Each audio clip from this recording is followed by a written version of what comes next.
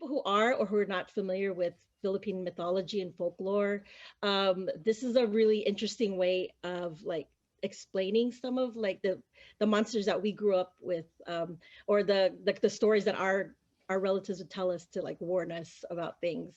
But we do have like our own version of vampires, our own version of ghouls. I think it's very universal, like monster stories, and a lot of them, like across all cultures, are like there are some very similar, like a lot of similarities to our monsters to each other.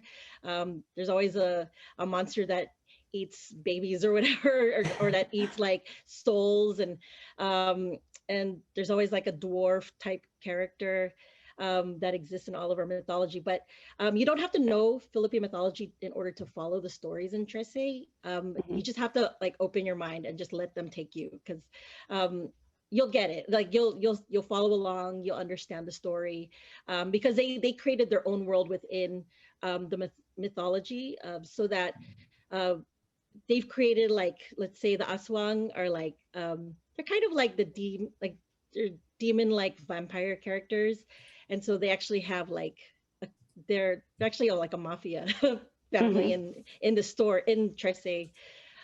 So it's, and to see it on screen, it's just, it makes it even more dynamic, because like just reading it, you like you're into it, because it's a mystery. Every story is a mystery. Yeah.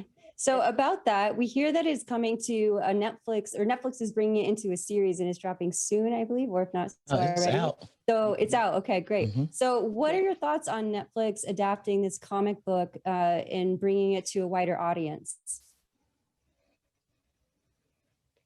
I think this is a really comic, is a really good one to start with, if they were gonna start like showing other comics or other graphic novels.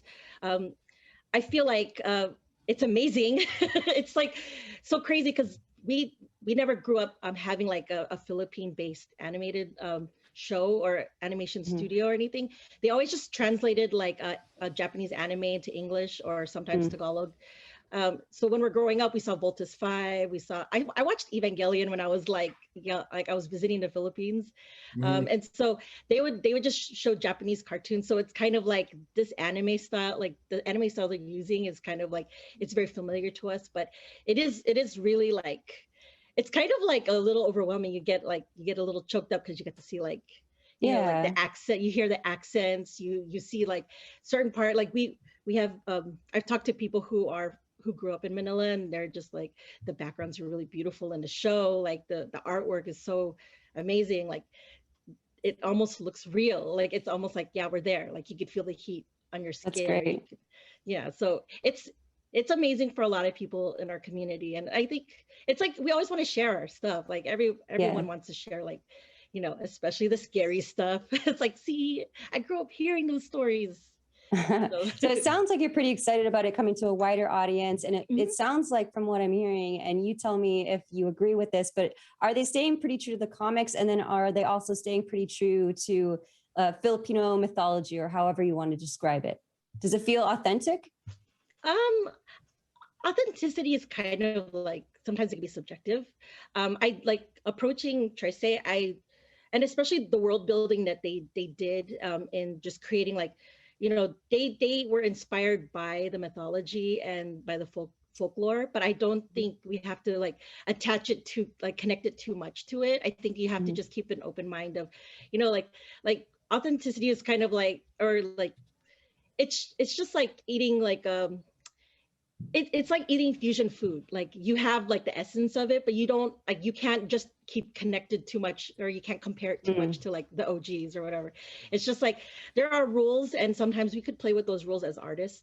So you could just like, you got to keep an open mind. Yeah, it gets really tricky when you get, like, when you're trying to compare authenticity, because it's like, it's like, as artists, you got to let the artist like kind of express themselves and like create a world and like let you into that world, because it's very different than like what you're getting too attached to or getting too connected to.